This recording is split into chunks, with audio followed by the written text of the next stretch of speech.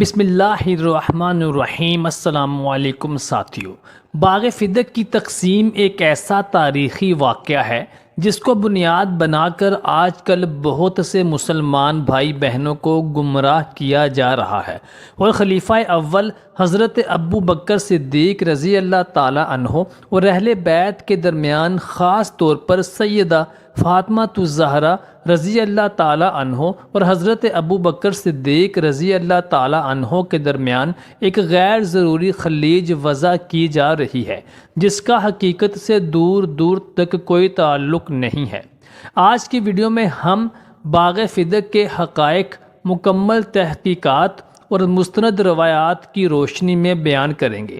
حضرت عائشہ صدیقہ رضی اللہ تعالی عنہا فرماتی ہیں کہ نبی کریم صلی اللہ علیہ وآلہ وسلم کی صاحبزادی فاطمہ الزہرا رضی اللہ تعالی عنہ نے ابو بکر صدیق رضی اللہ تعالی عنہ کے پاس کسی کو بھیجا اور ان سے اپنی میراث کا مطالبہ کیا۔ نبی کریم صلی اللہ علیہ وآلہ وسلم کے اس مال سے جو آپ کو اللہ تعالیٰ نے مدینہ اور فدق میں عنایت فرمایا تھا، اور خیبر کا جو 5واں حصہ رہ گیا تھا، حضرت ابو بکر صدیق رضی اللہ تعالی عنہ نے یہ جواب دیا کہ نبی کریم صلی اللہ علیہ وآلہ وسلم نے خود ہی ارشاد فرمایا تھا کہ ہم پیغمبروں کا کوئی وارث نہیں ہوتا، ہم جو کچھ چھوڑ کر جائیں وہ سب صدقہ ہوتا ہے، البتہ آل محمد صلی اللہ علیہ وسلم اسی مال سے کھاتی رہے گی، اور اللہ کی قسم جو صدقہ نبی کریم صلی اللہ علیہ وسلم چھوڑ گئے ہیں اس میں کسی قسم کا تغیر نہیں کروں گا۔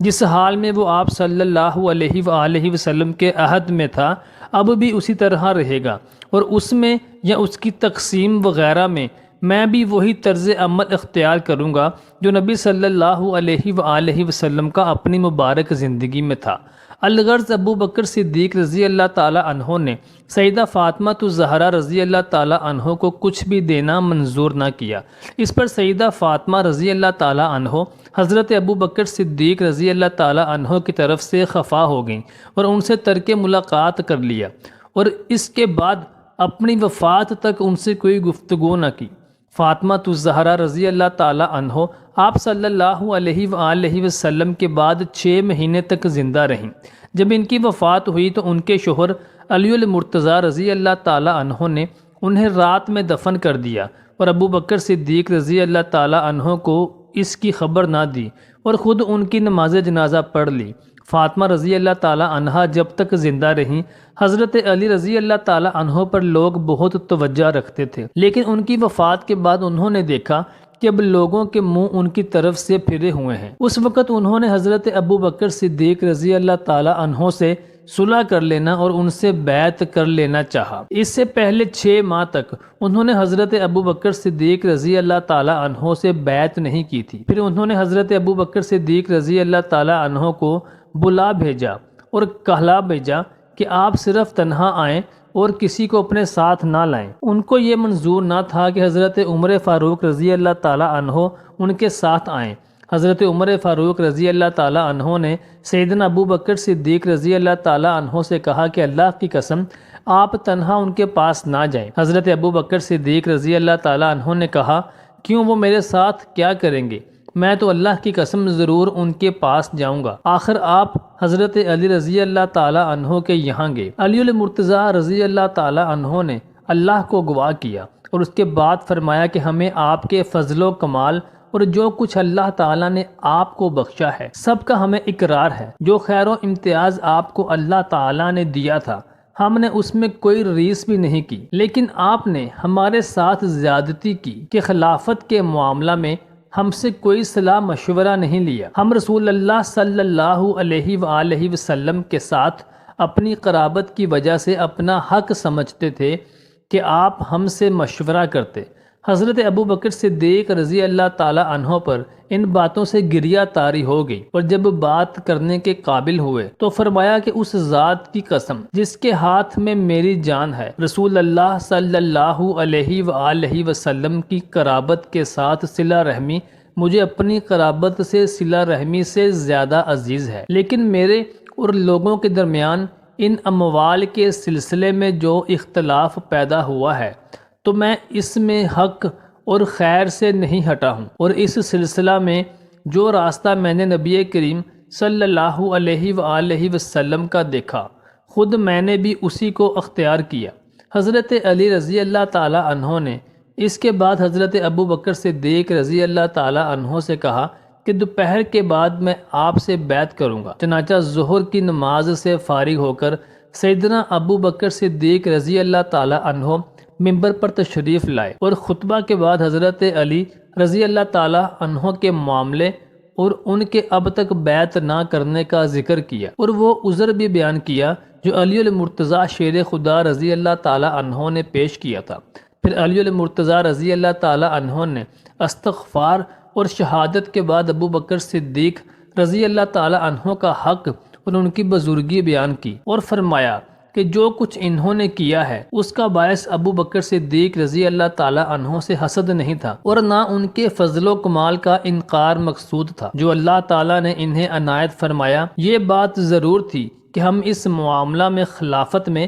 اپنا حق سمجھتے تھے کہ ہم سے مشورہ لیا جاتا، ہمارے ساتھ یہی زیادتی ہوئی تھی جس سے ہمیں رنج پہنچا۔ تمام مسلمان اس واقعہ پر بہت خوش ہوئے اور کہا کہ آپ نے درست فرمایا۔ جب حضرت علی رضی اللہ تعالیٰ عنہ نے اس معاملہ میں یہ مناسب راستہ اختیار کر لیا تو مسلمان ان سے خوش ہو گئے اور حضرت علی رضی اللہ تعالیٰ عنہ سے اور بھی زیادہ محبت کرنے لگے جب دیکھا کہ انہوں نے اچھی بات اختیار کر لی ہے۔ بخاری شریف حدیث نمبر 4240۔ خیبر میں ایک قصبہ ہے جس کی اکثریت یہودی آبادی کی تھی۔ فتح خیبر کے موقع پر یہودیوں سے ان شرائط پر صلح ہو گئی تھی کہ اہل فدق کے مال اور اسباب اور زرعی زمینیں یہودیوں کے پاس ہی رہیں گی، مسلمان ان کو تحفظ بھی فراہم کیا کریں گے۔ یہودی ہر سال اپنی کل آمدنی جو ان زمینوں میں سے ہوگی اس کا نصف مسلمانوں کو دیا کریں گے۔ سن 7 ہجری میں فدق کی اراضی سے آنے والی آمدنی 24,000 دینار سالانہ تھی۔ سنن ابو داؤد کی روایت کے مطابق 99 ہجری میں حضرت عمر بن عبدالعزیز رضی اللہ تعالی عنہ کے دور خلافت میں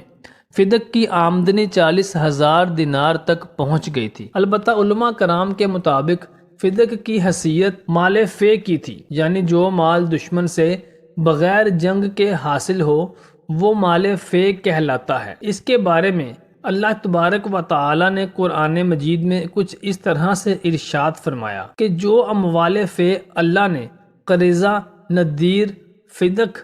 خیبر، ارینا سمیت دیگر جنگ کے مفتوحہ بستیوں والوں سے نکال کر اپنے رسول کریم صلی اللہ علیہ وآلہ وسلم پر لوٹائے ہیں وہ اللہ تعالیٰ اور اس کے رسول صلی اللہ علیہ وآلہ وسلم کے لیے ہیں، اور رسول اللہ صلی اللہ علیہ وآلہ وسلم کے قرابت داروں یعنی بنو ہاشم اور بنو مطلب کے لیے، اور معاشرے کے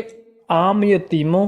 اور محتاجوں اور مسافروں کے لیے ہیں۔ یہ نظام تقسیم اس لیے ہے کہ تاکہ سارا مال صرف تمہارے مالداروں کے درمیان ہی نہ گردش کرتا رہے بلکہ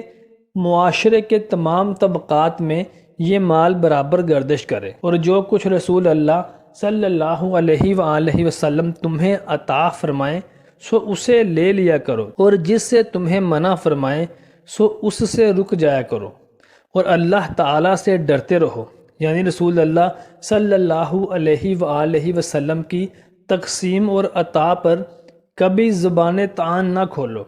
بے شک اللہ سخت عذاب دینے والا ہے۔ مذکورہ بالا مال فے نادار مہاجرین کے لیے بھی ہے جو اپنے گھروں اور اپنے اموال اور جائیدادوں سے باہر نکال دیے گئے ہیں، وہ اللہ کا فضل اور اس کی رضا و خوشنودی چاہتے ہیں،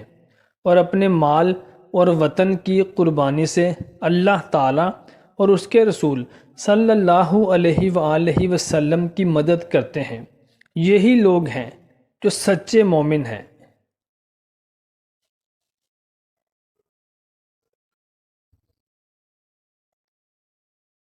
یہ مال ان انصار کے لیے بھی ہے جنہوں نے ان مہاجرین سے پہلے ہی شہر مدینہ اور ایمان کو گھر بنا لیا تھا۔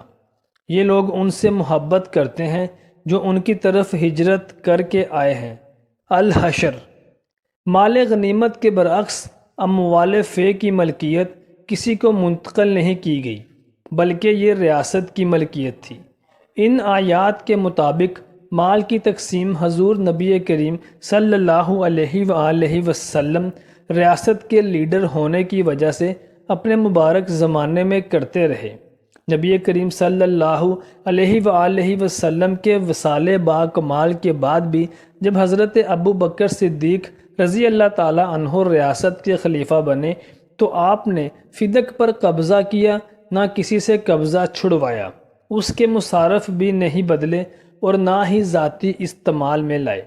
حضرت سیدہ فاطمہ الزہرا رضی اللہ تعالی عنہ نے فدق کے انتظامات ان کے سپرد کرنے کا مطالبہ کیا۔ یہ مطالبہ ہبہ واپس لینے کا نہیں تھا، بلکہ بنت رسول صلی اللہ علیہ وآلہ وسلم کی حیثیت سے فدق کی تولیت کا تھا۔ حضرت ابو بکر صدیق رضی اللہ تعالی عنہ نے کہا کہ اللہ کی قسم میں اپنی طرف سے کوئی تبدیلی نہیں کر سکتا، تمام انتظامات اسی طرح رہیں گے جیسے حضور نبی کریم صلی اللہ علیہ وآلہ وسلم کے مبارک دور میں تھے، اور وہیں پر یہ مال خرچ کیا جائے گا جن پر حضور صلی اللہ علیہ وآلہ وسلم خرچ کیا کرتے تھے۔ میں اپنے اقربا سے زیادہ صلہ رحمی پسند کرتا ہوں کہ حضور صلی اللہ علیہ وآلہ وسلم کے قرابت داروں سے کروں۔ سیدہ فاطمہ الزہرا رضی اللہ تعالی عنہ نے بعد میں اس مسئلے پر کوئی بات نہیں کی، اور حضرت ابو بکر صدیق رضی اللہ تعالی عنہ نے نیابت رسول اللہ صلی اللہ علیہ وآلہ وسلم کے سبب فدق کے انتظامات اپنے پاس رکھے، مگر اس کی آمدن کی تقسیم بالکل وہی رہی جو رسول اللہ صلی اللہ علیہ وآلہ وسلم کے دور میں تھی، یعنی ازواج مطہرات و آل فاطمہ رضی اللہ تعالی عنہ سمیت دیگر مصارف فے کی کفالت جاری رہی۔